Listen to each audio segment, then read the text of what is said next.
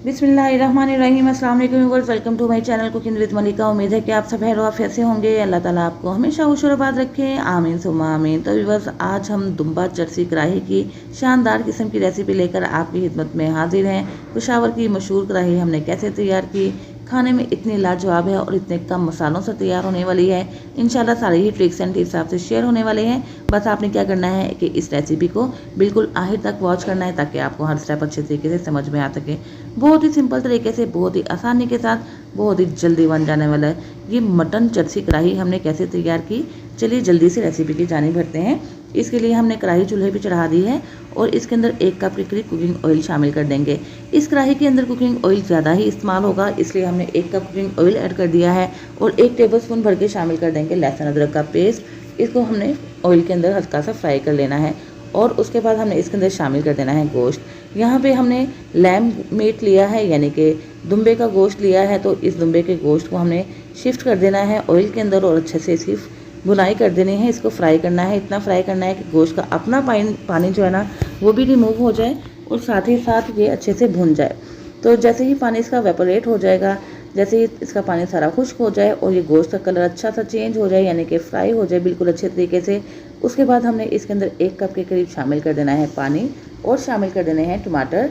यहाँ पे तकरीबन मैंने 4 बड़े साइज़ के टमाटर ले लिए हैं। इसको दरमियान से कट करके इसके अंदर शामिल कर देंगे और उसके बाद इसको कवर करके हमने पकाना है इन टमाटरों को गोश्त के साथ तकरीबन 45 मिनट से लेकर 50 मिनट तक। बहुत ज़्यादा हमें ओवर कुक नहीं करना है, क्योंकि आगे चल के इसकी भुनाई भी होने वाली है। अगर आप पहले से ही इसको फुल डन कर लेंगे, यानी कि पका लेंगे, तो क्या होगा कि जब आगे चल के हम इसकी भुनाई करेंगे ना, तो ये गोश्त हड्डियों से बिल्कुल अलग होना शुरू हो जाएगा, जिससे कि अच्छा फ्लेवर नहीं आएगा। तो यहाँ पे हमने इसको कवर कर दिया था, तकरीबन मीडियम फ्लेम पे हमने इसको 45 मिनट तक पका लिया।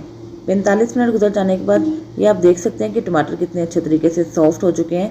इसका छिलका बहुत ही आसानी से रिमूव हो रहा है। तो सारे छिलके हमने रिमूव कर लेने हैं, उतार लेने हैं और उसके बाद इन टमाटरों को मिक्स कर देना है गोश्त के साथ। और अब हमने यहाँ पे आके इस पानी को भी खुश करना है, साथ साथ गोश्त की भी बुनाई करनी है। जितनी अच्छी इसकी बुनाई करेंगे उतनी ही इसकी स्मेल ख़त्म होती जाएगी और एक अच्छा सा फ्लेवर डेवलप होता जाएगा।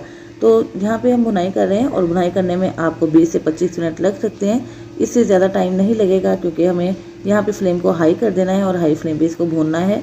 टमाटरों को अच्छे से मिक्स करने के बाद हमने इसके अंदर शामिल कर देनी है हरी मिर्चें। तकरीबन 10 से 15 हरी मिर्चें हमने ले लिए, इसके अंदर ऐड कर देंगे। नमक आप अपने टेस्ट के अकॉर्डिंग शामिल कर दीजिएगा। यहाँ पे मैंने हाफ़ टी स्पून के करीब नमक शामिल कर दिया है और 1 टीस्पून हमने इसके अंदर शामिल कर देंगे काली मिर्च का पाउडर।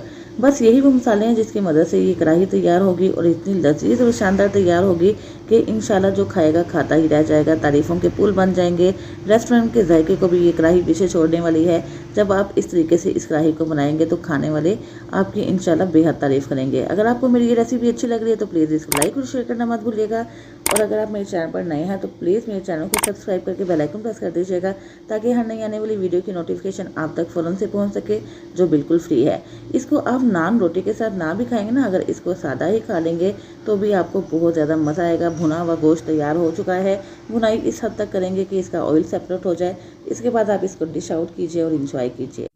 तो देखा बस कितने सिंपल तरीके से और बहुत ही जल्दी बन जाने वाला गोश्त तैयार हो चुका है। ना तो हमने बहुत ज़्यादा इसके अंदर मसाले शामिल किए हैं, ना ही बहुत ज़्यादा मेहनत की है। बस मेहनत थोड़ी सी आपको करना होगी तो भुनाई में करना होगी। उसके बाद ये लाजवाब किस्म की डिश तैयार हो जाएगी। ये देखें कितनी यमी और टेस्टफुल लग रही है ये कढ़ाई, और जितनी देखने में मज़ेदार लग रही है ना, खाने में उतनी ही लाजवाब है। घर में मेहमान आ जाने वाले हैं तो भी आप इस रेसिपी को ट्राई कर सकते हैं। दावत है, फंक्शन है, तो इस रेसिपी को बनाइए। और अगर आपका खुद का भी कुछ अलग से और डिफरेंट खाने को दिल चाह रहा है तो ये दुम्बा चरसी कढ़ाई बनाकर एंजॉय कीजिए। पेशावर की बहुत ही मशहूर और मज़ेदार ये रेसिपी है। ज़रूर ट्राई कीजिएगा और फीडबैक देना मत भूलिएगा। इसके साथ ही वक्त इजाज़त दीजिए, फिर हाजिर होंगे इंशाल्लाह एक नई वीडियो के साथ। अपना बहुत सा ख्याल रखिएगा, मुझे भी दुआओं में याद रखिएगा। अल्लाह हाफिज़।